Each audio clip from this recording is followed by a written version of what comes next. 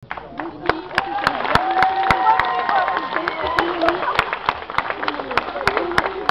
показаха красотата, народния си фолклор и уникалност.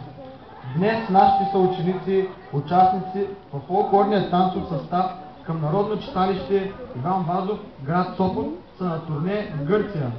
Там те пък ще покажат обаянието на българската народна песен и танц. Мисля си, че такива трябва да бъдат отношенията между народите, основаващи се на взаимното уважение и доверие. Всеки един народ трябва да съхранява своята идентичност и едновременно с това да се чувства уютно в един космополитен свят без граници. Давам думата на директора на професионална гимназия генерал Владимир Заимов, госпожа Адърс.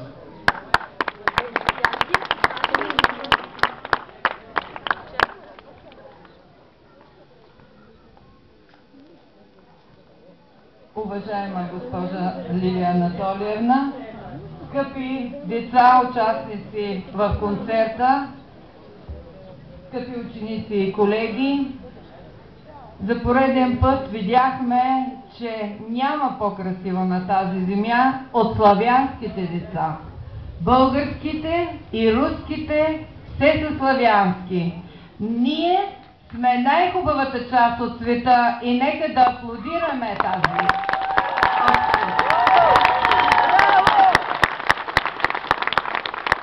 Искам от името на всички вас и от мое име лично да благодаря на нашите приятели от град Лишки, Воронежка област, за огромното удоволствие и наслада, които ни доставиха със своето участие в нашия празник. И за спомен ще им подарим една картина, която изобразява един сопотски двор, една стреха, един дом български. Нека да ги връща, когато я погледнат, в спомените им за нашия град, за нашия празник и най-вече за нашите деца от училище професионално гимназия.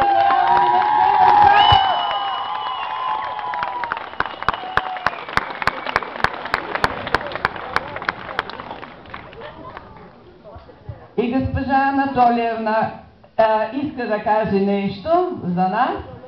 Аз ще се опитам да привеждам. Здравствуйте. Здравствуйте. Садитесь, пожалуйста. Мы очень рады сегодняшнему нашему выступлению на вашей гостеприимной болгарской земле. Разбрахте, не? Много се радвам, че при нас сме гостоприемни българи. Учим русский. Наши народы связывают многовековые культурные традиции. Ведь все, и вы, и мы, братья-славяне. Общи корени имаме. Будущее наших отношений, будущее нашей дружбы – это наши дети. И сегодня наши дети для вас выступили, подарили вам вот этот концерт. Спасибо вам за то, как вы нас принимаете. Децата от Лишки поздравяват нас с техните танци и ни пожелават всичко хубаво. Разрешите мне передать подарок вашему кмету. Директору. И за кмета, добре, приемаме. А это лично вам, в вашей школе.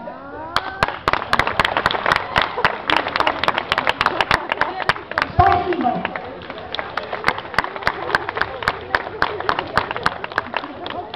На финал ще танцуват нашите мажоретки и още нещо са подготвили организаторите. Чуйте го, мисля, че е много хубаво. Моля, посрещнете нашите очарователни мажоретки.